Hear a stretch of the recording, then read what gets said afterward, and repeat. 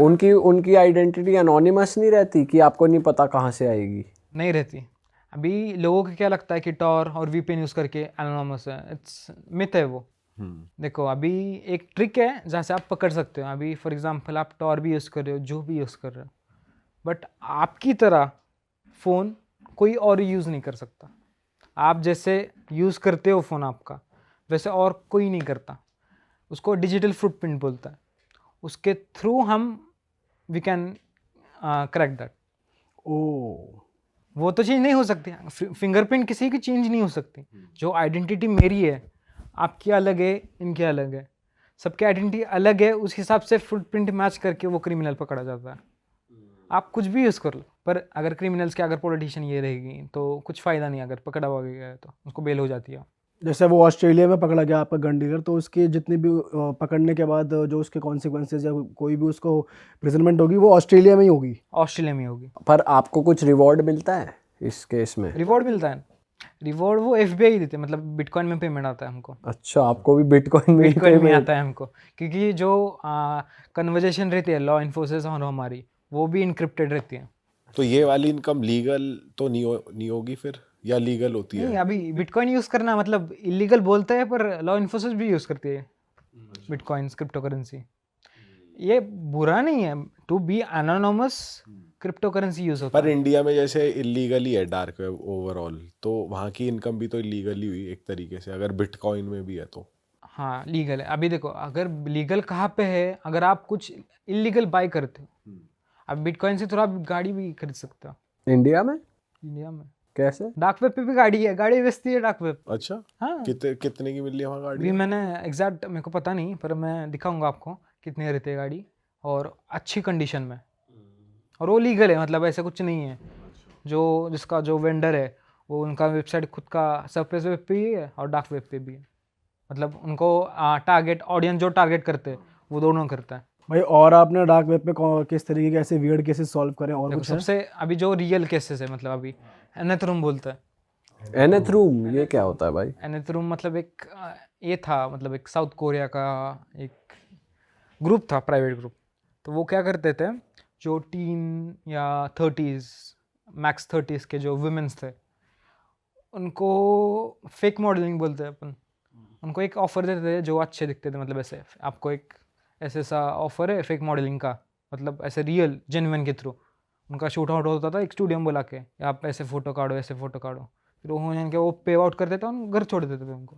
उसके बाद ना वो जो फ़ोटोज़ क्रिएट किए, तो उनका EM ऑफ कर देते थे, न्यूड बनाना, और उनको सेंड कर देते और ब्लैकमेल करते थे कि ये बता, पैसे दे दो, जो बोला वो करो, नहीं तो ये स्कूल में लिख कर देंगे या घर वालों को बता देंगे। अभी देखो, अभी हुआ किसी के साथ तो वो नहीं चाहेगा कि किसी को आपकी इमेज खराब हो, तो वो पैसे डिमांड नहीं करते थे। जो वो एनेथरूम का जो ओनर था, उसको पैसे से लेना देना नहीं था। उसके बाद मतलब पैसे की कमी नहीं थी तो उसे क्या चाहिए था? उसको जस्ट प्लेजर। फिर वो उसको बोला कि हमको ज्वाइन कर लो, नहीं तो हम लिंक कर देंगे। तो उसको फर्स्ट टास्क दिया, वो टास्क देते थे कि आप एक हाथ पे है ना एक लिख लो, आई एम स्लेव्स की प्रूफ कि आप हमारा सुन रहे हो।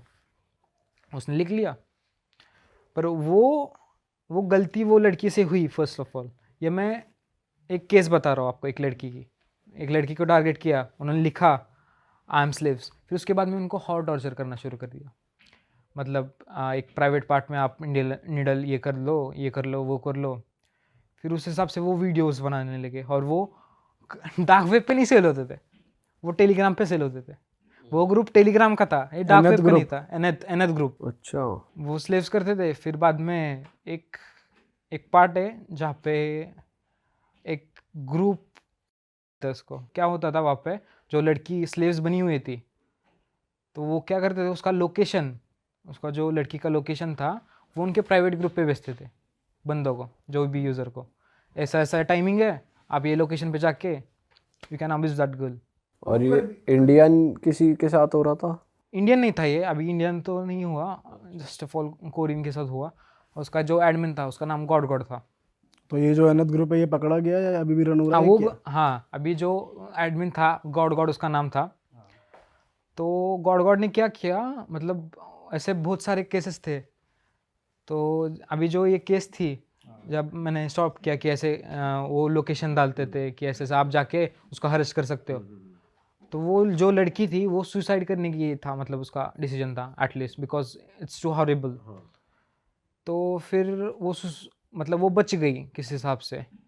तो वो एक अनसक्सेसफुल केस था एक एनेथ्रोम के लिए, बस। बट ऐसे हज़ारों केसेस वो सक्सेसफुल कर चुके हैं। और ये पकड़े कैसे गए? पकड़े गॉड की वजह से गए। गॉड जो एडमिन था ना, तो जो एक एजेंट के थ्रू, अभी जैसे एक खुद स्लेव्स बन के जाते हैं हम वहाँ पर, ऐसा ऐसा है हमारा, ये है लड़की रहती है हमारे यहाँ पे, तो वो एक लड़की को एक डेमो पिस, तो वहाँ पे जाते हैं और वहाँ पे एडमिन से बात करती है, वो एडमिन की इंफॉर्मेशन निकालती है, okay. Just like a agent. और आपने किस किस तरीके के केस सॉल्व करे भाई? अपने पर्सनल केसेस बताओ थोड़े। तो एक ग्रुप था बेसा माफिया करके। तो बेसा माफिया क्या करने का, जो जर्नलिस्ट थे उनको पेड प्रमोशन के through they were hiring them, and वो ऐसे एक मार्केटिंग जो बोलते हैं कि ऐसा ऐसा वेबसाइट है जो ट्रस्टेड वेबसाइट, उस टाइम पे है ना, मतलब बहुत सारी स्कैम वेबसाइट थी हिटमैन की, जहाँ पे आप ट्रस्ट नहीं कर सकते कि ये स्कैमर है या रियल जेन्युइन है। तो बेसा माफिया ने वो हटा दिया था, मतलब ऐसे ट्रस्ट के थ्रू ये किया था। उन्होंने ऐसे आर्टिकल क्रिएट किए थे सरफेस वेब पे, न्यूज़ चैनल पे, कि ऐसे बेसा माफिया करके वेबसाइट है जहाँ पे आप हिटमैन हायर कर सकते फॉर जेन्युइन, और फिर फेक रिव्यू भी बना दिए थे कि ऐसे ऐसे मैंने ये किया, बेसा माफिया से सर्विस ली और वो सक्सेसफुल रहे। तो मोस्ट ऑफ पीपल्स क्या थिंक करते कि कितनी फेमस हो गई है वेबसाइट, तो एक ट्रस्ट बिल्ड होता है, तो बहुत सारे लोग वहाँ पे जाने लगे।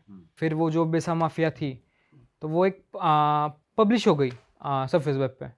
तो मेरा खुद का ग्रुप है जहाँ पे हम खुद डार्क वेब पे जाके ऐसे जो वेबसाइट्स रहते हैं उसको टेस्ट करते हैं, हाउ दे वर्क, कहाँ से वर्क करती है, कौन उसका क्रिएटर है, कब से वेबसाइट है, उनका जो डेटाबेस है जहाँ पे आपने ऑर्डर किया है, जिस लोगों ने उनका ऑर्डर किया है, क्या ऑर्डर किया है, क्यों ऑर्डर किया है, उस हिसाब से हम इन्वेस्टिगेशन करते हैं। अभी फॉर एग्जांपल हम वहाँ पे थे, जो भी वो वेबसाइट थी, अभी भी वेबसाइट है, वो बंद नहीं हुई। तो पहले हमने देखा वहाँ पे एक, मतलब बहुत सारा as compare to other hitman website थी, इस वेबसाइट पे ज़्यादा फोकस किया था इंटीरियर पे, मतलब जो रहते नहीं क्या VFX, जो खर्चा ज़्यादा किया था एज़ कम्पेयर टू अदर, मतलब एक एकदम ऐसे लेजिट बना रखी थी।